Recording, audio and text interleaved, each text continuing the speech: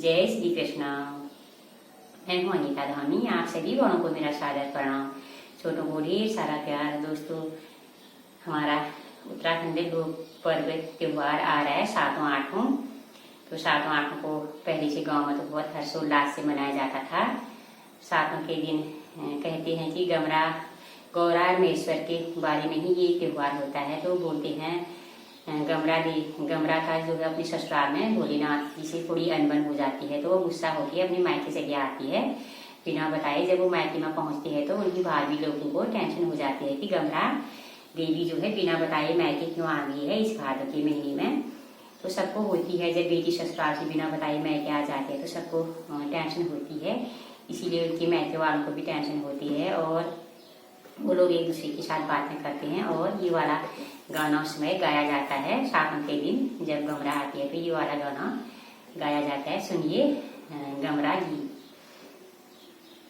गमर मैत ऐसो ये भूगर्भो में, गमर मैत ऐसो डन पूजी गमारा, डने ना उजारा, डन पूजी गमारा, डने ना उजारा, एक पूजी गमारा, खेते ना उजारा, खेत पूजी गमारा, खेते ना उजारा, आंगन में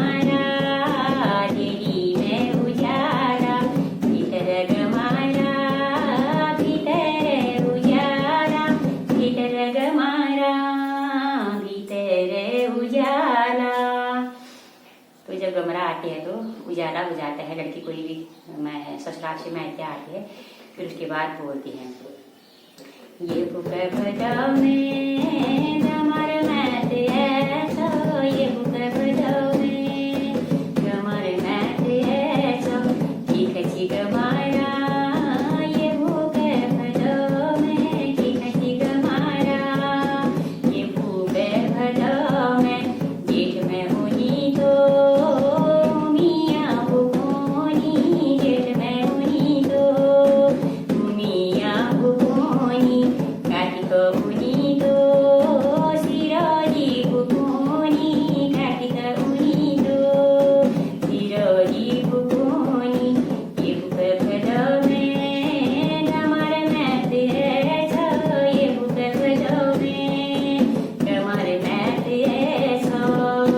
तो बोलती है अभी आई हूँ तो कल चली जाऊंगी करके। अब कमर बोलती है पहले आई हूँ तो बोला है झूलो, आज आई हूँ तो बोला है झूलो, जैसे मगोलो जैसे मीठी रोटी, जैसे मगोलो जैसे मीठी रोटी, बाबू से मगोलो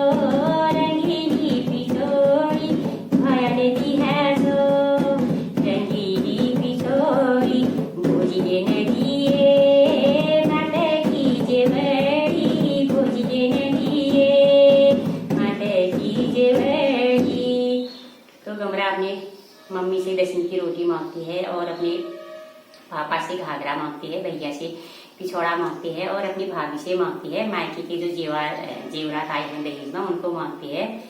तो माँ भी 10वीं की रोटी देती है और उनके पापा घाघरा दे देते हैं और उनके भैया पिछोड़ा दे देते हैं। तो भाभी बोलती है कि अपनी मायके की आए जीवर मैं नहीं लूंगी।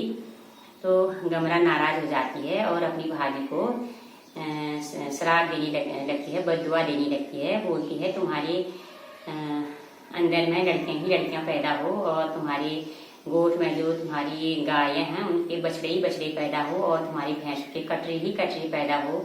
तुम्हारे खेतों में धानों में पहाड़ी पहाड़ हो और गेहूं में मखौल ही मखौल हो और गाड़ के दिन नदी नाले सब सूख जाए, अन्न धन्न की कमी होने लगी तुम्हारे घर में। तो ऐसे बददुआ देती है। तो भाभी को टेंशन हो जाती है।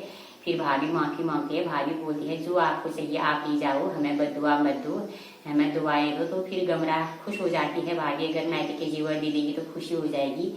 फिर उसके बाद गमरा अपनी भाभी को आशीर्वाद देती है कि तुम्हारे घर में अन्न धन्य पूत सपूत पैदा हो, तुम्हारे खेतों में अनाज पैदा हो और तुम्हारे घर में सुख शांति हो करके गमरा अपनी भाभी को देती है, दुआएं देती है।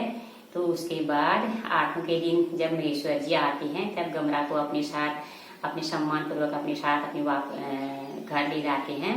तभी उनके लिए अनेक प्रकार के पकवान बनाए जाते हैं। तभी जब गमरा 8वें के दिन पूजा होती है तब जब गमरा की विदाई होती है तो तरह तरह के पकवान बनाए जाते हैं। पजीरी, हलवा, प्रसादी आदि बनाए जाते हैं। फल भेंट आदि चढ़ाए जाते हैं। यही है दोस्तों, अभी मैंने थोड़ा सा बोला है गमरा के बारे में।